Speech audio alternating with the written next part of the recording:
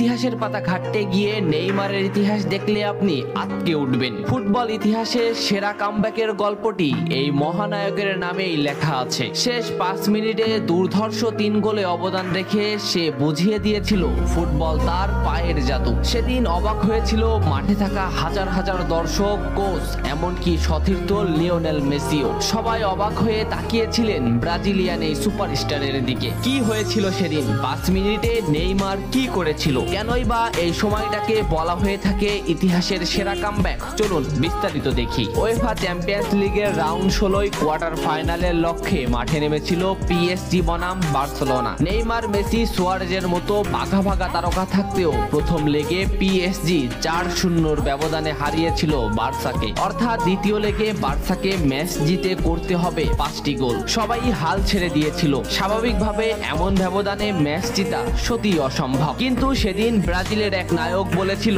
এটা সম্ভব, আমরা এটা করে দেখাবো। যেভাবেই হোক না কেন আমরা দলকে ম্যাচ জেতাতে চাই। 2017 সালের 8 মার্চ অনুষ্ঠিত হয় এই ম্যাচের দ্বিতীয় লেগ। ম্যাচের শুরু থেকেই ক্ষিপ্ততা আর দক্ষতা দেখাতে শুরু করেন নেইমার। এই ম্যাচে যেন আবির্ভাব হয় কোনো এক নতুন নেইমারের। এই নেইমারকে তো কেউ চেনে না। ম্যাচের 3 মিনিটেই লুইস সুয়ারেজ পেয়ে যায় প্রথম গোলের দেখা। এরপর নেইমারের ক্ষিপ্ততায় একের পর এক আক্রমণ সাজাতে থাকে বার্সা। এদিন যেন নেইমারকে কোনোভাবেই আটকাতে পারছিল না পিএসজি। নেইমারকে আটকাতে একের পর এক ফাউলই বেছে নিয়েছিল তারা। ম্যাচের 40 মিনিটে লেভিনের আত্মঘাতী গোলে বার্সা পায় দ্বিতীয় গোলের দেখা। ম্যাচের 50 মিনিটে ক্ষিপ্ত থাকা নেইমারকে ডি বক্সের ভিতর ফাউল করে ফেলে দেওয়া হয়। এতে বার্সা পেয়ে যায় পেনাল্টিতে গোল করে দলকে এগিয়ে নেন লিওনেল মেসি। তবে যেমনটা ভাবছিলেন এই ম্যাচের গল্প ফুটবল বিধাতা তেমন ভাবে লেখেননি। 62 মিনিটে বার্সার কফিনে শেষ প্যারাটা পুড়ে দেন এডিনসন কাভানি। এতেই স্তব্ধ হয়ে যায় ক্যাম্প নু।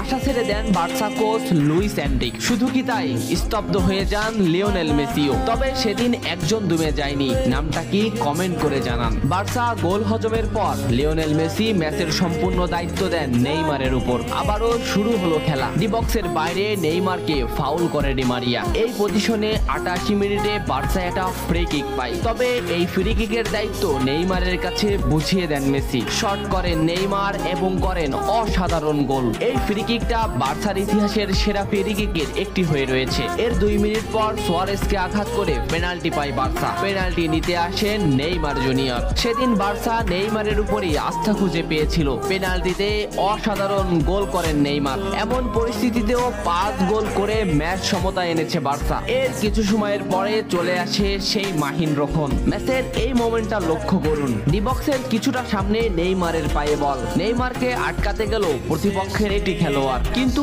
নেইমার শর্ট মোমেন্ট নিয়েও শট না করে বলটির সামনে আগালেন। এই মোমেন্টটা লক্ষ্য করুন। নেইমার একবার গোলের দিকে তাকালেন। এতেই সে বুঝে ফেলেছে কোথায় বলটি দিতে হবে। নেইমার শট নিলেন। আপনি সাধারণ চোখে এটাকে একটা শট দেখলেও এটা হলো সেই শট যা লিখেছিল ইতিহাসের সেরা কামব্যাকের অধ্যায়। নেইমার এমন ভাবে শটটি নিয়েছিলেন যাতে রবের্তো শুধু পা লাগিয়ে গোল করেছিলেন। শেষ 5 মিনিটে সেরা 3টি গোলে অবদান রেখে সেদিন ইতিহাসের সেরা কামব্যাকের নায়ক হয়েছিলেন ব্রাজিলিয়ান এই সুপারস্টার। সবাই যেখানে স্তব্ধ হয়ে গিয়েছিল, নেইমার সেখান থেকেই শুরু করেছিলেন। নেইমার বুঝিয়ে দিয়েছিলেন নিজের দৌড়ত্ব। ইতিহাসের সেরা কামব্যাকটা বার্সা নেইমারকেই উৎসর্গ করেছিল। এ ম্যাচে নেইমারের পারফরমেন্স ছিল আকাশচুম্বী। মাঠে থাকা দর্শকরা শুধু নেইমারের দিকেই তাকিয়েছিলেন। নেইমার এমনই, যখন জ্বলে ওঠে তখন সব পুড়িয়ে দেয়, সব তছনছ করে ফেলে। ইতিহাসের সেরা কামব্যাকের নায়ক সেদিন পিএসজি কে হারিয়ে বার্সার সমর্থকদের মুখে